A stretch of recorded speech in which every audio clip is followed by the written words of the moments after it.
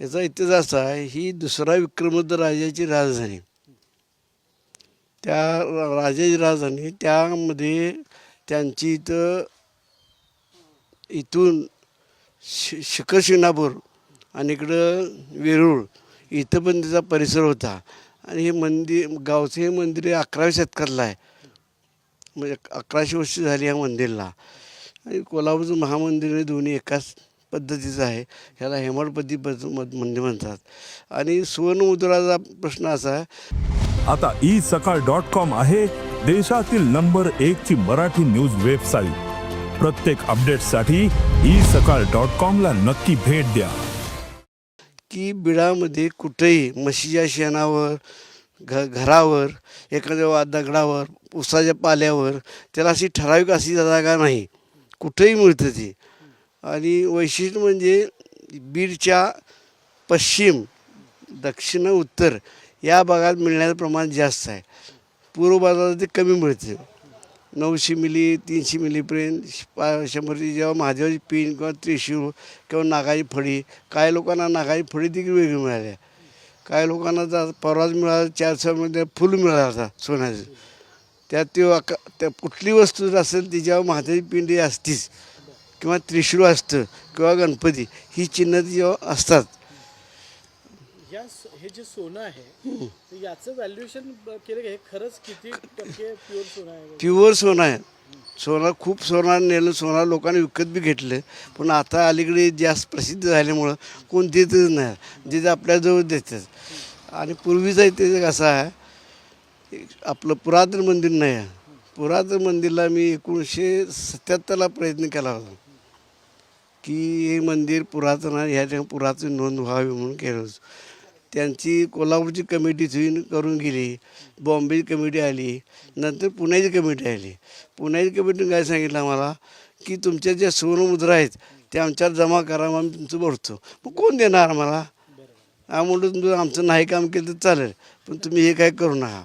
गावामध्ये मी अनेक वयोवृद्ध महिलांशी पूर्वीचा भेटलेला आहे. प्रत्येकाच्या गळ्यात आणि देवाऱ्यात हो हो हो हो खरं आहे. कुणी अंगठीत त्या बसला आहे, बिडा बसला आहे, कुणीच डोरलं गेले, कुणी म्हणजे जे काय धार्मिक आहे ते वस्तू सर्रास लोकांनी केल्या आहेत. पूजन करतात. अजून देवारा इथं मनोहर तुकाराम पडलं आहे, त्यात 13 भेडे मिळाल्या. 13 ती दुरून म्हणजे सोन्याची मुद्रा असती, त्याच्यावर महादेवाची पिंड किंवा त्रिशूळ किंवा नागाची फळी असते. जास्तीत गणपती त्रिशूळ असतं आणि पिंड असते. खरं आहे, 100% खरं आहे. या गावात जन्म तुमचा झाला, तुम्ही स्वतःला भाग्यवान समजता का? आता भाग्यवान, आता माझं आयुष्यच पूर्ण इथं गेले. भाग्यवान म्हणजे माझ्या कारकीर्द मला नशीब मानत चांगलं आलं की मी माझ्या जन्माला काहीतरीच माझं सार्थक झालं. हे विरगळ म्हणजे वीरांची स्मृतीसाठी तयार केलेलं हे आहे, शिल्प आहे. यामध्ये जे वीरगती झाला, त्या वीरगती झालेल्या वीरासाठी जो युद्ध करतो तो स्वर्गात जातो, अशी जी आख्यायिका आहे, त्यासाठी ती बनवलेलं असते. सोन्याचा पाऊस पडतो असं म्हणतात, काय नेमकी कथा आहे? सोन्याचा पाऊस पडतो ही आख्यायिका आहे. मात्र हे सोन्याच्या मुद्रा ह्या डाळीच्या आकारा स्वरूपात असतात आणि पशुपक्षी हे खाऊन विष्ठेद्वारे पडतात खाली.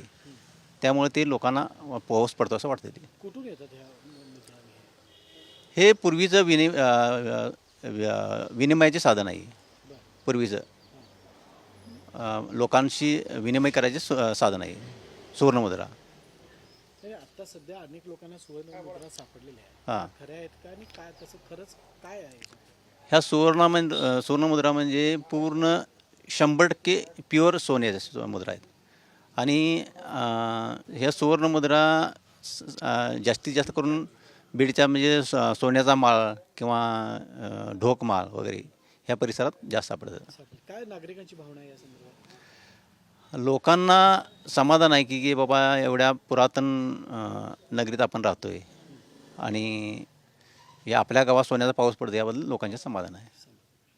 साधारण ज्या मुद्रा सापडत आहेत त्या काय आकाराच्या असतात, काय नक्षी असते का प्लेन असते? प्रत्येक मुद्रेवर शिवमुद्रा म्हणजे त्रिशूळ किंवा पिंड असते. परंतु काही त्याच्यावर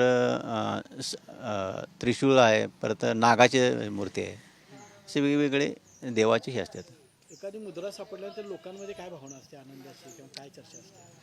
मुद्रा सापडल्यानंतर खूप आनंद असतो आहे, कारण त्याचं मोल आपण करू शकत नाही, अनमोल असते ती. त्यामुळं आणि हे मुद्रा शक्यतो कोण विकण्याच्या भानगडीत कोण पडत नाही.